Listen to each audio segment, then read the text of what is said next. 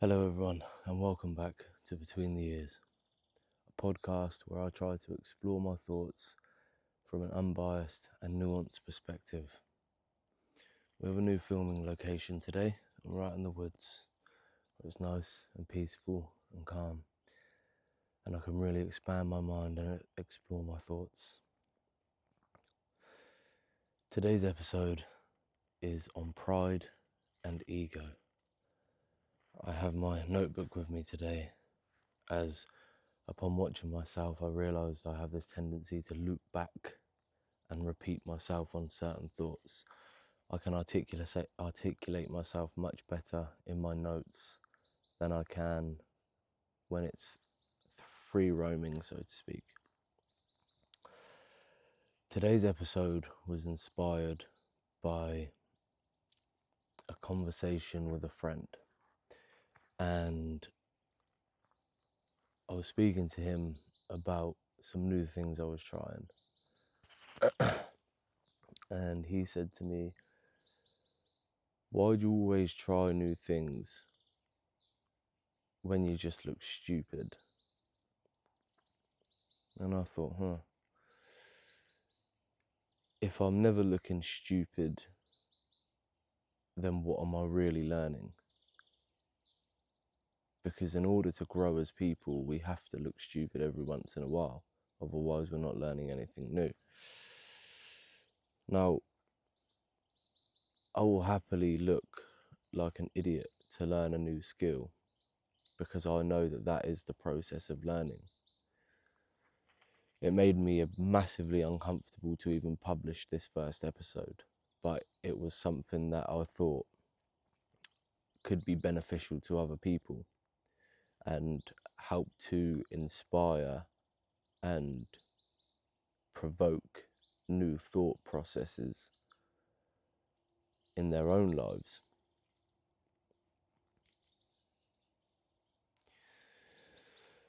But there are some circumstances where pride and ego will get the better of me. And I think there are healthy forms of pride and ego. And on the flip, there are unhealthy forms. And the observation I make is that unhealthy pride and ego will be a kind of fear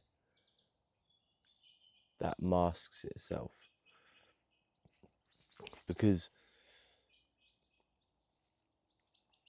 if I miss someone, for example, and I feel like I'm not going to text them and tell them I miss them, because if they really missed me, they'd also reach out. And I don't want to look like someone who cares more than they do, because it would hurt my ego and my pride would suffer. But if everyone played to that rule book, then no one would ever reach out, because you'd both be playing to the same scorecard. And the freest thing you can do is to let go of your pride and to reach out to the person who you might miss. Because that's not pride. That's not pride that's protecting you. It's pride that's making you suffer, because you're not allowing yourself the freedom to do what you want to do over the worry that you may look foolish. And I'm not the most perfect person when it comes to keeping pride and ego under control, because it's trying new things, to me, has always been easy. But there's other things that haven't been such. I don't mind the learning process of trying something new. Because at the end of the day, we all had to start somewhere. I mean, if a newborn child doesn't start walking within the first month, you don't say, oh, well, you might as well just give up. You look stupid now. You've fallen over too many times. It's part and parcel of the process of learning. But pride can easily stunt that growth. And pride will tell you that, or make you worry about what other people will think. And yet your ego will tell you that you're even in the spotlight in the first place. Not many people will be judging or looking, because you're not the center of everyone's day, but your ego tells you that you should be. And that isn't the case at all. That's not the case for any of us. We are all trying to live our own complex lives, and people don't really take the time to check on your life every day, but your ego tells you that you're the center of attention. One of the situations I found myself, and I still can't work out if this was pride or ego or what it was. I had a job interview a while back. I found myself needing employment. I had moved from the south of the UK up to Glasgow, and things for my primary source of income didn't work out. Towards the end of the job interview, I was hit with a question, and the interviewer said, what's some of your big achievements? What achievements do you boast? Now, I had 4 or 5 level 7 diploma equivalents that I could have listed off: accounting and finance, personal development, business development, strategic planning, bookkeeping, leadership and management. And I may have cost myself the job by not mentioning one of them. And I sat there and I spoke to her about other things I had overcome, addiction, sobriety, how I handled those situations. And I suppose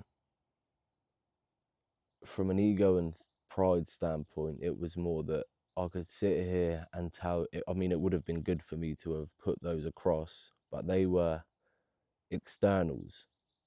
One was a value placed upon me by an institution, so to speak. I'd put some hard work in, learned a few things, and been given this little sheet of paper that says you're now accredited in this field or expertise. And the other one was a true reflection of my character and what my character brings to that workplace. I'm not sure how, after reflection, it didn't benefit me at all. Because, of course, when you're going into a corporate job, it was a sales management job, they almost look for accreditations. Of course you need character, but that should have been secondary to it. And I suppose on the flip side of that, it was pride in who I was and who I had become in the process. Because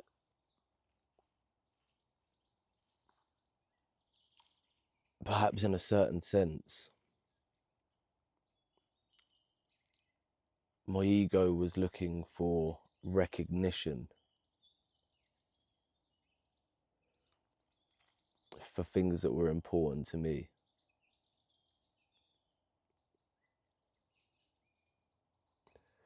It was looking for approval for who it had become. Will you hire me because of what I am? Will you hire me because of who I am? Not because of these externals. But every situation I ever faced and every setback that had ever occurred was actually not through pride nor ego. I went bankrupt at 26, and the causing of my bankruptcy was I was hanging around people who had a lot more than me, and my ego wouldn't allow me to be less. So on top of the money I had made, I was borrowing a lot more money, which of course you can whistle very fast past zero, straight into the minuses. And my pride wouldn't allow me to admit that this was happening. So I was consumed with ego, consumed with pride, and it just got worse and worse and worse. Till eventually the mask has to come off, and it has to slip.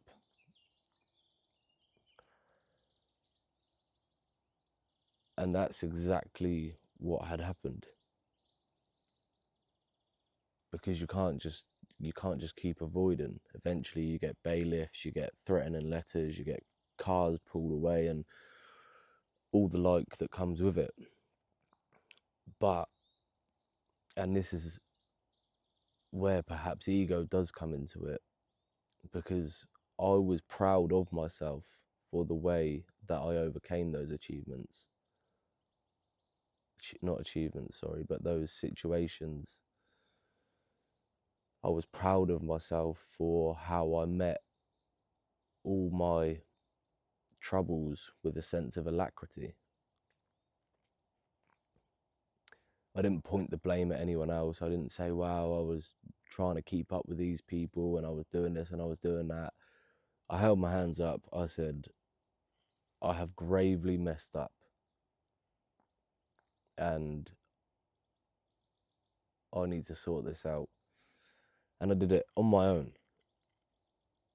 There was no, the most amount of help or support I had during those times. Okay, I had obviously good family around me, but mentally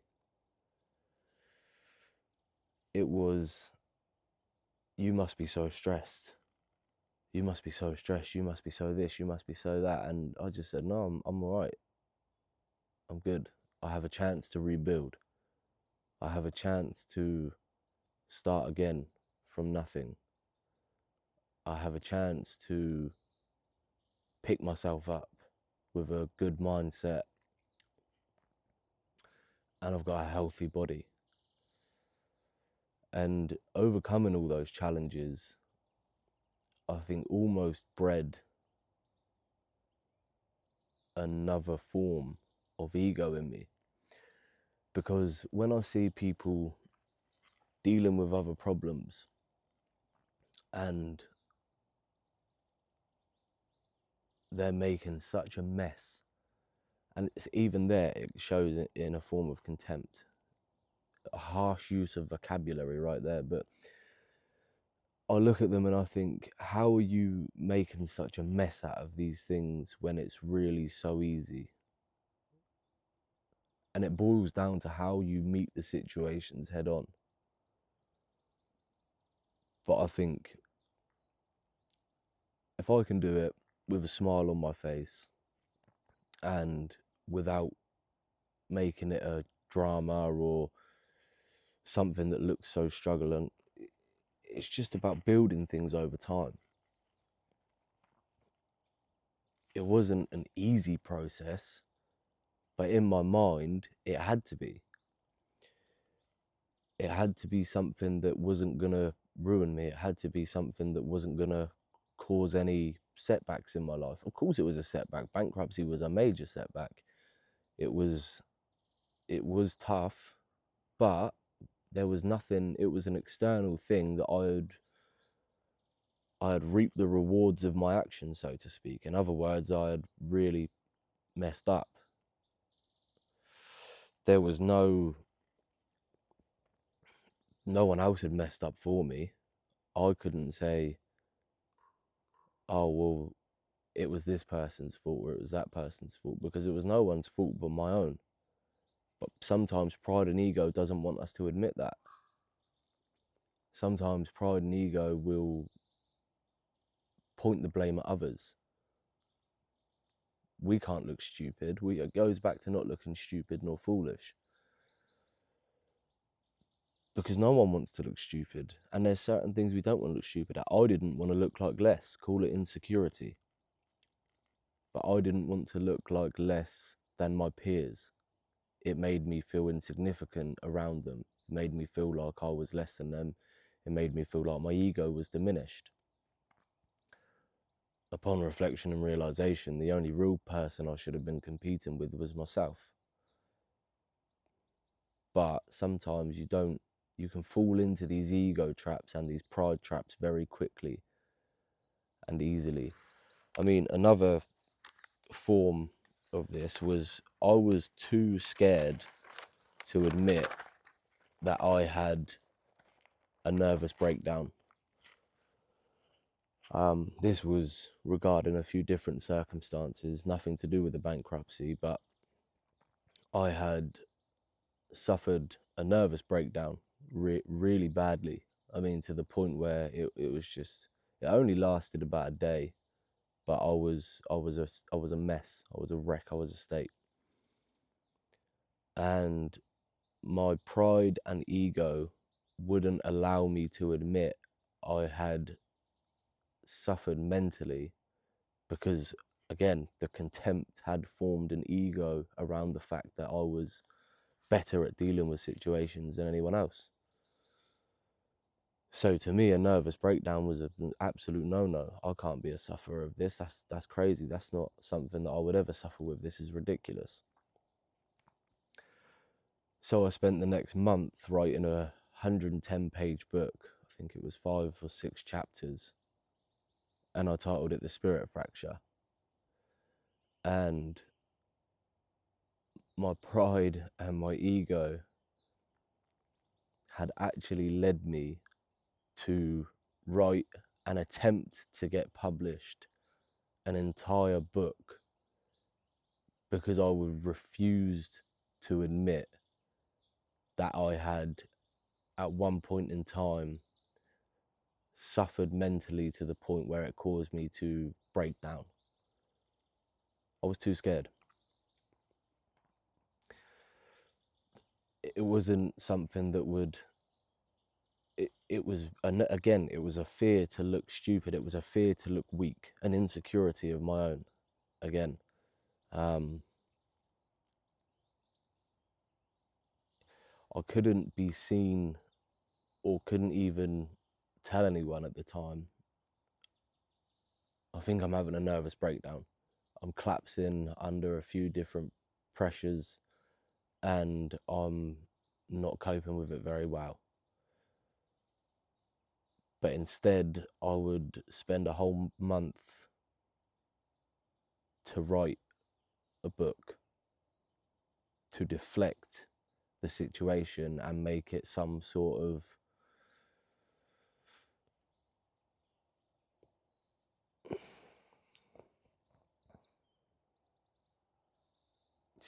wise experience, some sort of path of integrity. Oh, this was a spiritual awakening I've had.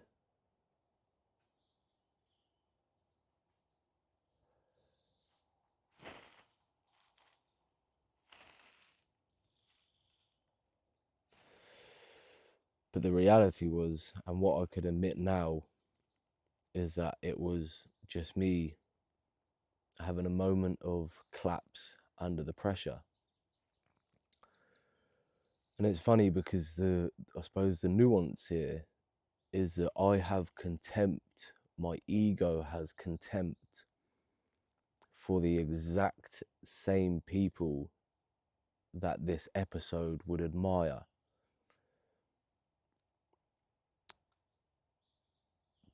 Because to look foolish every once in a while is a good thing because you're learning stuff. However, I do believe that there is a fine line between this, because some people only will they will only reveal their troubles for external sympathies. Now that may sound harsh, but I don't believe that half the people who find themselves in troubled times are too much suffering. I think it's just a lack of good choices and good disciplines on behalf of their own lives. And their ego would rather be stroked by external sympathies than actually sort the problems at hand. And it can make you feel very important to know that a lot of people care about you.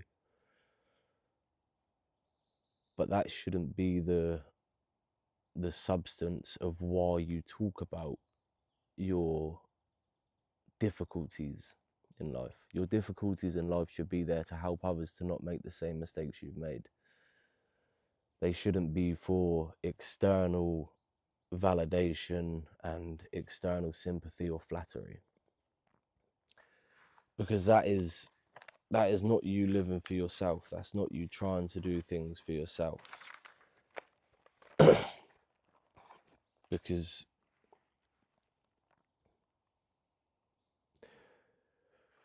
the only true thing that I have that I have is my own experiences in my own life and the way I handled them.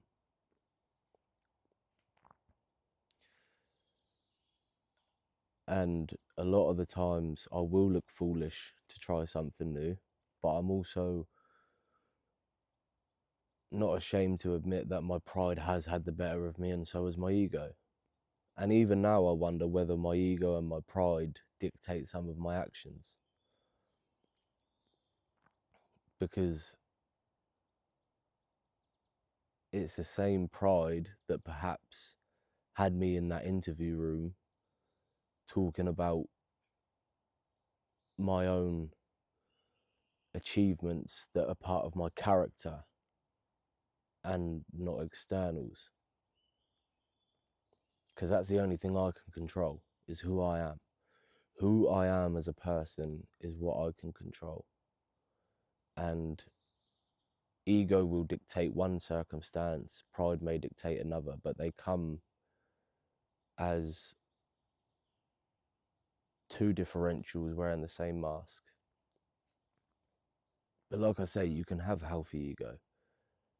You can have a healthy ego that is proud of the things that we've accomplished. Like I'd be a liar if I was to sit here and say I'm not proud of who I became in the process.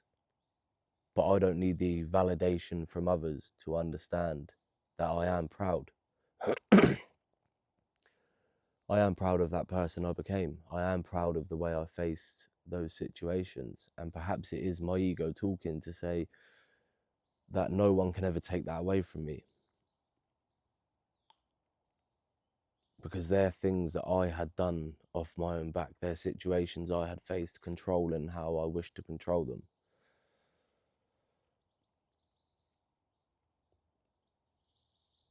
Because if we were to go through life never having tried anything new, but also letting other people dictate how we feel and blaming everyone else, you're not living life for yourself. You have to take responsibility for your own actions, and you have to look at how you're dealing with them actions. What is the force behind my reaction here? Is it ego? Is it pride? Is my ego doing these achievements or doing these things so that I can have external flattery? Or would I still be doing the same things with no audience, with no crowd?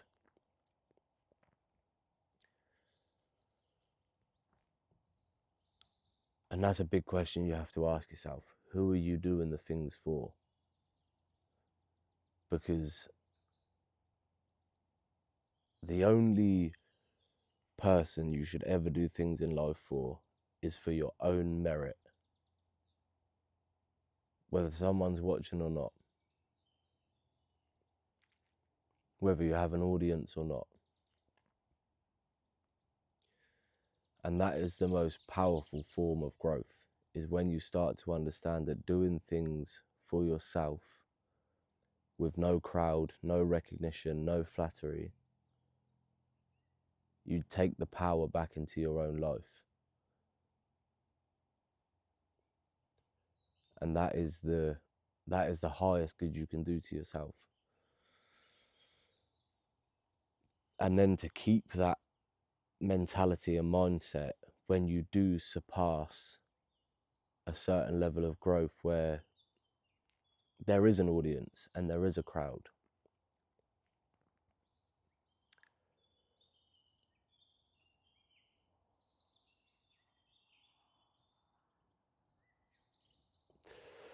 So if anyone ever wonders why it feels so awkward to feel silly sometimes, or in certain situations, it's because your pride will never want you to know less than others. Your pride won't accept the fact that we have to start at the lowest level. We have to be students to begin with.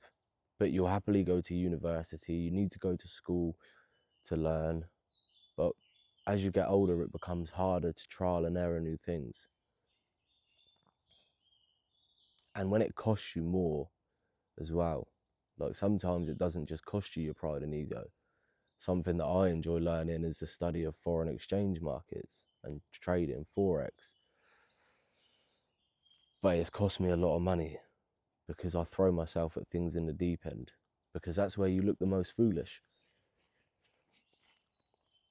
And I enjoy the process of learning. I enjoy the process of understanding. I enjoy the process of the character I build on the journey to these.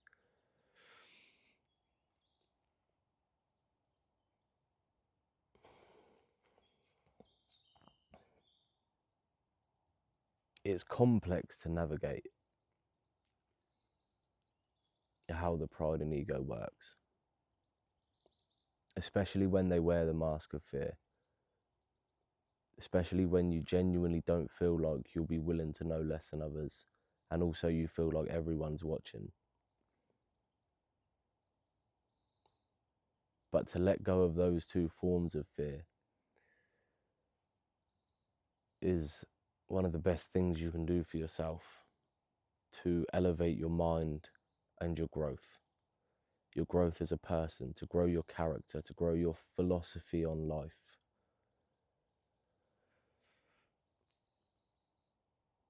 There's a good Marcus Aurelius quote that I had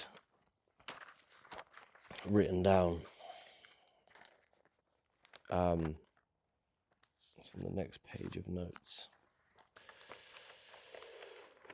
So,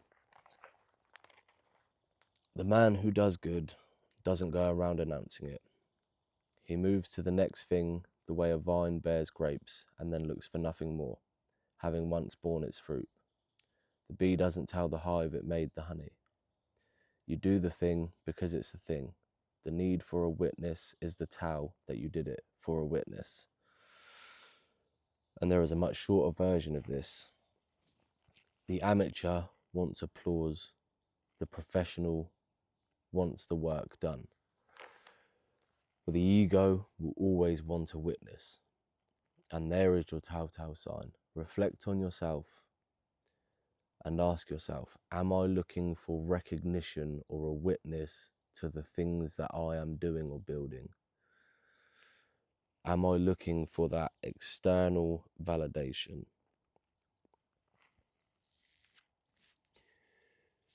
And if you are, chances are you are encapsulated with a certain pride and ego that will stunt your growth. Thank you for tuning into today's episode. We look forward to seeing you.